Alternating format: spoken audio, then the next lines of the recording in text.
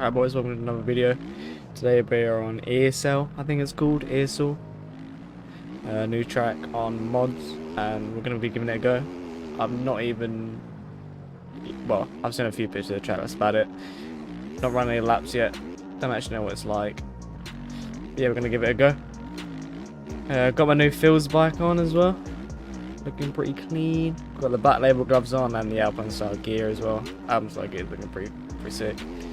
But yeah, I've already mentioned it a few times, but we're going to be running Fields for outdoors Alpine style gear and back label gloves. But yeah, I'm looking forward to it because we've got a few champs on our team. A couple of Supercross champs that are going into it with a #1 plate, which I think is going to be pretty sick to see. But also, I'm not sure what's going on with EU, like streamer-wise, because I hope it's being streamed, but then again, I don't know if it is. Because for outdoors, we didn't really have a streamer, which is the only thing annoying about only doing EU, is that no one streams it. Is that a jump? I thought that was a roller. Yeah, I wish people would actually stream it, but no one's announced that they're streaming it yet, so I'm not too sure. Same with the Super Motocross as well. Don't actually know what's happening with that yet, like as well, streamer wise. I believe it'll be Navo doing the NA side of it, but then EU, I don't know, because they're going to be obviously different. Well, I mean, there'd have to be like 4 different streams or something, right? Unless they do the times like 4 different streamers, unless they do the times different. Like running EU 450 and 250 at the same time, whatever. If they do it at the same time, then one cast won't be seen. But if they do them separately, then... oh god. But if they do them separately, then... I'll crash again. Yeah, if they do them separately, then I don't really know. If they do them separately, then I'm sure we'll just need one streamer for EU, but... the track's pretty cool, though. Pretty flowy track. Sounds a bit sandy. Whoa. I like the roughness of it. I feel like you can get a really good flow going on this track. Oh, I'm gonna crash again.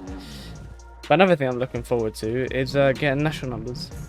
Really want to. I look forward to getting my national number at the end of each year. Obviously, I was 710. Was my triple digit, and then I got 51, which was for my first year. Now I'm just finished my second year of pro, so yeah, I'm looking forward to my number. NA guys have this they have this like document where they can see their like not their actual numbers but the range that they're looking at type of thing, because obviously we've got SMX rounds to go and that also affects your national number. Which is also annoying because obviously I've got to go through the LCQ each time just because I kept missing rounds. But oh well, is what it is. I have to deal with it. Just trying my best in LCQ as it's top 2 that qualify, like top 2 go through, I'm pretty sure. But yeah, like I was saying about national numbers, NA guys can sort of see the range that they're at. But EU guys, we don't have any of that. We don't know like anywhere near our numbers until we get them. Which I think is kind of annoying. I don't know if it's just like NA side is prioritized or Stone Rider just doesn't do them, because obviously Chicken is the one that normally does all the document side of it as well. So I don't know whether it's just Chicken obviously just running NA better than Stone Rider, or it's generally just a thing where EU isn't really prioritized as much. Which I mean, I get, but it's kind of frustrating from a guy that only does EU. Like, it's kind of annoying that you only do EU, but then it's not really like prioritized much.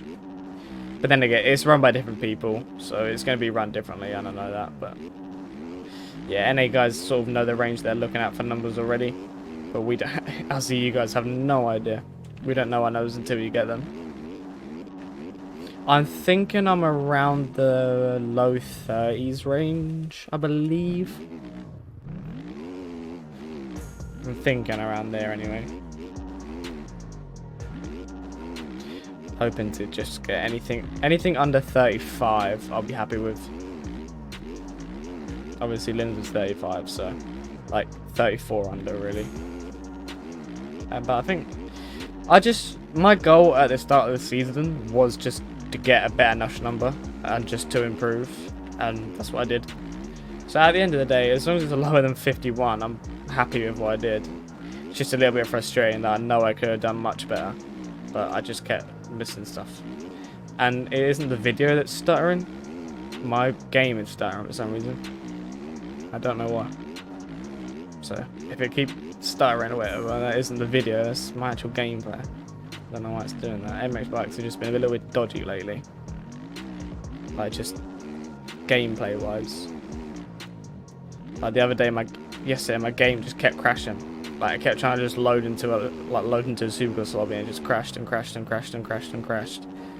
I had to literally re-download the track. I haven't actually tried it to be honest, but it was Seattle 2023 Seattle Supercross. I just every time, like even in testings and lobbies, I could not load into it. Every time I got to track graphics, my game just crashed. So I've re-downloaded the track. I'll have to try it again at some point and see if it's fixed it. But every time I just got to track graphics. Like I was playing the game the day before, loaded up, tried to go on the same track, and it won't work. And yeah, then the game is just a little bit unstable. Some people I know that have been having the same issue where the game's just freezing or stuttering or something. I'm like, I don't know what it is. It's like some days this game is like it works fine, some days it's just like, how do we still play this game? But I mean, people that play MX bikes will know what I mean. Another thing as well, we're hoping to get the new OEM soon. Apparently, I'm not part of the OEM team. I'm OEM supporter, so I get a little bit of a sneak peek, and obviously I've ridden the KTMs and all that, like the updated ones. Other than that, they only obviously give us what they want us to know, really. But yeah, I'm looking forward to them. I'm really hoping they're better, because I'm not a big fan of these 450s. Outdoors, they're not too bad. These 450s and outdoors are generally not terrible. But Supercross, my god, it's hard. Like the front ends, like traction and the front ends just aren't made for Supercross. Like banked corners on these bikes do not work. Just they want to slide out. Oh my god, they want to slide out. They want to just fucking spin around, or the front end wants to tuck. Like Supercross on 450s just makes it harder. But yeah, I'm looking forward to the Supercross series. I'm really hoping they do lock it, like EU and NA. I'm really hoping they do lock that, because the EU races are just, I don't want to say most of them, but there are most of the NA guys in that EU class just for the warm-up. I know a lot of people that are like, oh, I'm just going to do EU for a warm-up. It's like, yeah, well, it's kind of annoying that you're doing it for a warm-up, because you're taking points from us that are actually wanting to do a series and do well in it. So Stonewrider does follow through with what you said. I've asked him as well, and he has said yes, we will be locking it. And then I feel like the races will actually be a lot better. He gives other people a chance as well that weren't qualifying before, or like were right on the brink of qualifying but getting out-qualified by NA guys that shouldn't really be in the group anyway. So yeah, I think like if he does lock it, I think that will be good. I think that'd be good for the pro scene, just because it will be a lot more fair. Obviously there's some people like Lynn, for example. He was saying that he doesn't really, he's a bit mixed with the decision at the minute, because he won't earn obviously this isn't the main point, it's just one of the things that he mentioned, but the money in it, obviously he does EU and NA classes, which means he gets a cash prize pretty much for both of them. If you finish top 3 in the championship, there's a cash prize, and obviously if he finishes top 3 in both, he gets double the money. So, oh Jesus. So that's the thing. Obviously I'm not like top 3 in points, so it doesn't bother me about the money at the minute. Obviously if I'm running top 3 and then they take it away from you, like if you're running double and then they're like, oh no, you can't race that class. It's like, yes, I understand it's frustrating, but I'm not in that range to the point where I have to be worrying about the money that I'm getting from it. But yeah, this track's pretty good. Go ahead and get it on our mods. It's a good track. It's pretty fun. I can see some pub lobbies being up on this. It's quite a flowy track as well. Go ahead, check this track out if you want to. It's a pretty good track. It's pretty fun. You could definitely see lobbies going up on it as well. As I crash. But yeah, like, subscribe, and I'll see you guys in the next video. Peace.